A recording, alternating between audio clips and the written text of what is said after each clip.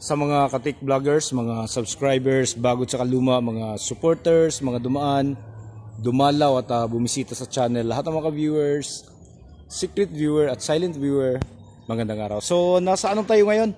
Nasa Hilongos Lady tayo ngayon, Barangay Bungaw at ito.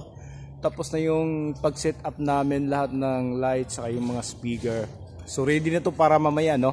Yugyugan mamaya para sa mga taga rito at sa mga dayo na rin na pupunta dito sa mga ganitong okasyon. So ito yung setup namin ngayon. So kung may kumpara natin doon sa nakaraang video na nakita nyo, hindi namin kinasa lahat ng line array dahil nga nagdidepende sa location tapos sa tibay nung kakapitan ng line array. Kaya hindi namin pinapakita lahat ng hindi namin kinakabit lahat ng mga gamit. So ngayon dahil nakita naman namin maayos naman yung mga trusses nila nung gym. Kaya ayan, naka fully loaded kami.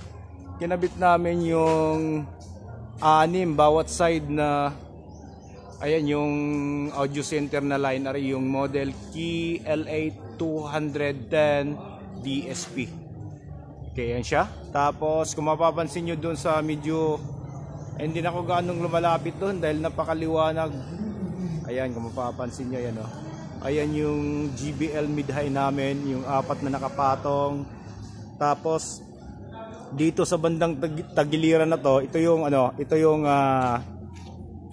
inch natin na subwoofer. Tapos nandun din sa kabila, ayan, bali 6 Tapos ito may nakahiga pa sa ibaba ng GBL, may nakahiga na 18 inch din na subwoofer dalawa. Tapos nung pinatungan yan, atig to 21 inch yan na subwoofer. Ayan kung lalapit natin, ayan siya. Ayan. Okay, so ito yung 21 inch. Pati dito sa kabila. Ayan, so pasensya na kayo sa background natin, merong tricycle na medyo napakalakas ng boses ng makina. Okay, so ito 21 inch din to. Tapos pati dito. Yan, 21 inch din. So dinidetalye natin dahil hindi naman natin gaanong na-share nung nakaraan, kaya dahil nga nagmamadali tayo. Yan, so ayan yung GBL natin na mid-high. Tapos ito naman yung sa kabila, sinasabi ko na tig 18 inch. So ulitin ko lang para sa mga bagong viewers natin, yung ating 18 inch subwoofer ay lahat 16. Tapos ito namang 21 inch natin ay nasa 12. So ito yung kabilang line array natin dito banda. Ayan. Okay, ayun yung line array natin na isa. Ayan siya. Tapos ito yung ating mga ilaw. Ayan. So yung beam na, ayan kung makikita nyo may mga beam tayo. Yung lahat ng mga beam natin ay umaabot yan sa mahigit 70 piraso. Okay, tapos yung mga parlid naman, napakarami din. So hindi ko lang ito, medyo ito matagal na to dito mga na to ito, ayan So ito, konting interview lang mga kasamang gwapo. So ilang piraso yung beam natin? Yung nakakasa. Magkano? Ilang piraso yung beam natin? Ilang piraso, Nuliboy? 6. Yung lahat total.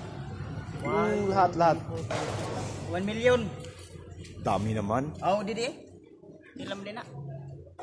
Yung 6. Beam na beam 230, 295, lahat ilan lahat yan. Yung palis. Umabot yata tong 1 million. Mahigit mahigit 60. Tapos yung naman, yung parlid, marami din. Mga parlid yata, mga ilan? Ganda yung parlid. Mga yata to. Higit 100. Grabe naman, dami naman. So, mukhang sobra yata yung sinasabi ng kaibigan ko. Kasama natin. Ayan yung mga ilaw natin. Tapos may mga strobe tayo.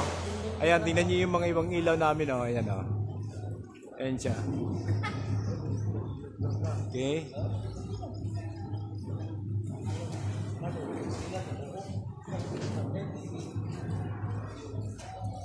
Okay, yan yung mga ilaw namin. Ayan siya. Paikot yan. Ayan siya. Okay, so ready na to mamaya. Tapos na kaming sound test. Nagsa-sound test na kami. Tapos yung lahat ng mga ilaw ay na-test na rin namin. Pero yung nakaprogram na mga mixes ng ng ilaw, yung settings ay hindi pa. Kung ano yung pinoprogram na bago nung lightman namin. So akyat tayo dito sa taas para may pakita ko naman sa inyo yung Yan si Edward. Ayan bagong ligo. Akyat tayo dito sa taas, pakita ko naman yung yung controller namin, light controller, tapos yung yung gamit ng DJ dito.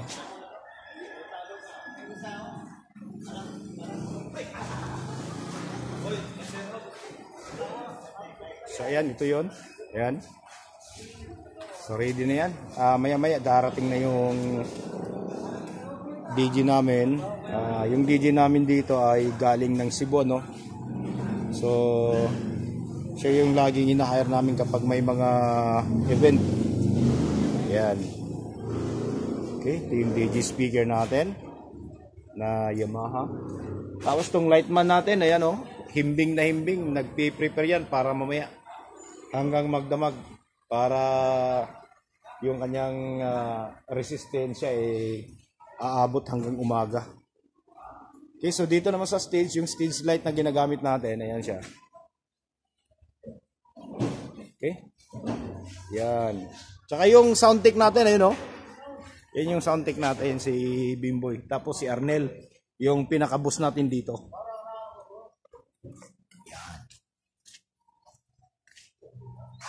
Ayan, reading na yan sila para mamaya. Ayan Yan si Boss Arnel.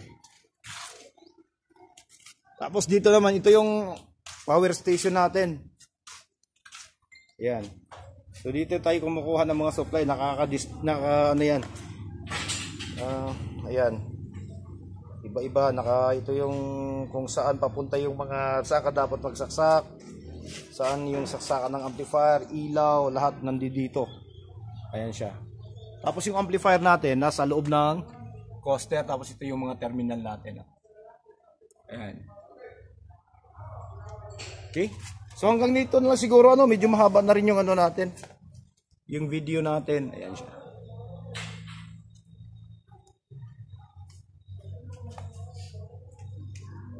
Ayan.